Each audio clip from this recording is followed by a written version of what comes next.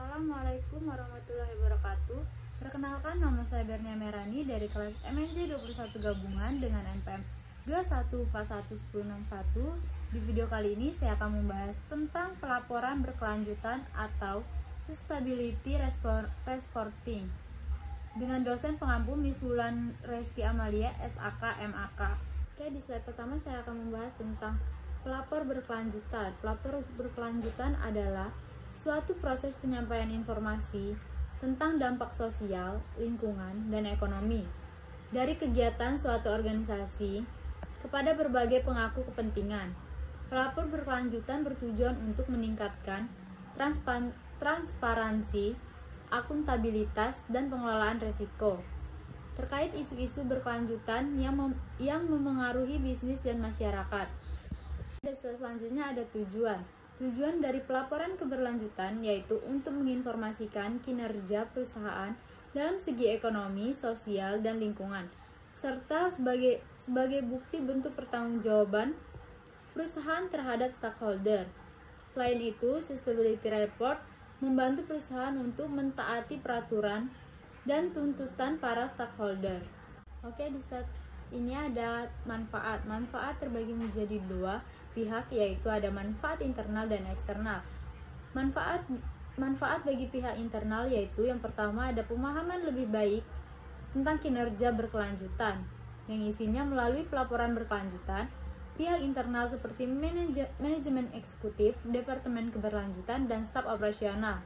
Yang kedua, pemantauan dan evaluasi kinerja. Pelaporan berkelanjutan memberikan kerangka kerja yang memungkinkan organisasi untuk memantau dan mengevaluasi kemajuan mereka terhadap target keberlanjutan.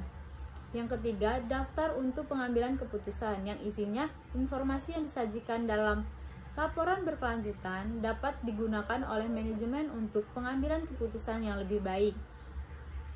Dan selanjutnya, pengelolaan risiko dan peluang yang isinya pihak internal dapat menggunakan laporan berkelanjutan untuk mengidentifikasi risiko dan peluang yang terkait dengan isu-isu keberlanjutan.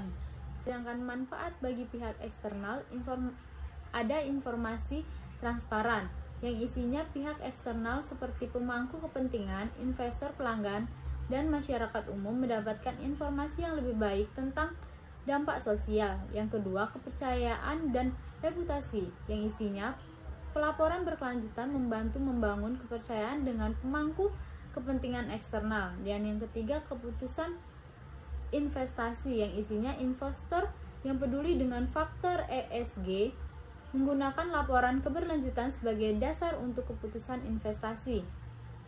Dan yang terakhir, pemahaman tentang dampak lingkungan dan sosial yang isinya pihak eksternal dapat menggunakan laporan keberlanjutan untuk memahami dampak organisasi terhadap lingkungan dan masyarakat. Dan selanjutnya ada prinsip-prinsip. Yang pertama ada materialitas yang berisi tentang fokus pada isu-isu berkelanjutan yang signifikan. Yang kedua ada transparansi yang isinya laporan yang jujur dan akurat. Yang ketiga ada comprehensive yang isinya melibatkan aspek ekonomi, sosial, dan lingkungan. Yang keempat ada konsistensi yang berisi tentang data yang konsisten dan dapat dibandingkan. Dan yang kelima ada kepatuhan waktu yang isinya laporan secara berkala dan tepat waktu. Yang selanjutnya ada kendalan data yang berisi tentang data yang dapat dipercaya. Dan yang terakhir ada fokus jangka panjang yang berisi tentang pertimbangan dampak jangka panjang. Yang terakhir ada kesimpulan. Kesimpulan dari pelapor keberlanjutan adalah bahwa pelapor ini adalah alat penting dalam mengukur, mengelola, dan melaporkan dampak ekonomi, sosial, dan lingkungan dari aktivitas organisasi. Ini membantu organisasi memenuhi tanggung jawab mereka terhadap berbagai pemangku kepentingan dan mencapai tujuan keberlanjutan.